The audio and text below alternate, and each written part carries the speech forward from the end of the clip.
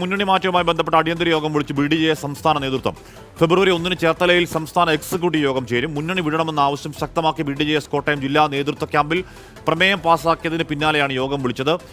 ആശയാടിസ്ഥാനത്തിലാണ് BDJS NDAയിൽ ചേർന്നത്. BJP സംസ്ഥാന അധ്യക്ഷൻ കെ സുരേന്ദ്രൻ BDJS NDA വിട്ടു പോകില്ല എന്നും കെ സുരേന്ദ്രൻ പറഞ്ഞു. ടോബി ജോൺസൺ വിവരങ്ങളുമായി കോട്ടയത്തും ചേർന്നു. ടോബി, ഒരു പ്രമേയം പാസാക്കൽ എപ്പോഴും ഉണ്ടാവുന്നതാണ്. പക്ഷേ ആ പ്രമേയം പാസ്സായത് തുടർച്ചയിൽ സംസ്ഥാന സമിതി യോഗം വിളിക്കുന്നുവെങ്കിൽ അത് സീരിയസ് ആണ്. ടോബി.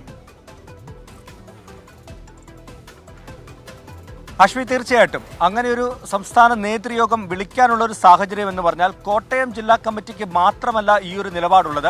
മറ്റ് ഘടകങ്ങൾക്കും മറ്റ് ജില്ലാ കമ്മിറ്റികൾക്കും സമാനമായിട്ടുള്ള പരാതി ഉണ്ട് ഉള്ളത് കൊണ്ട് തന്നെയാണ്. അതുകൊണ്ടാണ് ഒരു സംസ്ഥാന നേതൃയോഗത്തിലേക്ക് കാര്യങ്ങൾ പോയിരിക്കുന്നത്. കഴിഞ്ഞ 9 വർഷമായി NDA മുന്നണിയുടെ ഭാഗമായിട്ട് നിന്നിട്ടും കാര്യമായിട്ട് ഒരു പരിഗണനയും ലഭിച്ചിട്ടില്ല എന്നുള്ളത് തന്നെയാണ് BDJSന്റെ പരാതി. കഴിഞ്ഞ കുറേ നാളുകളായിട്ട് ബോർഡ് കോർപ്പറേഷനുകളുമായി ബന്ധപ്പെട്ടുള്ള തർക്കങ്ങളൊക്കെ നമ്മൾ കണ്ടതാണ്.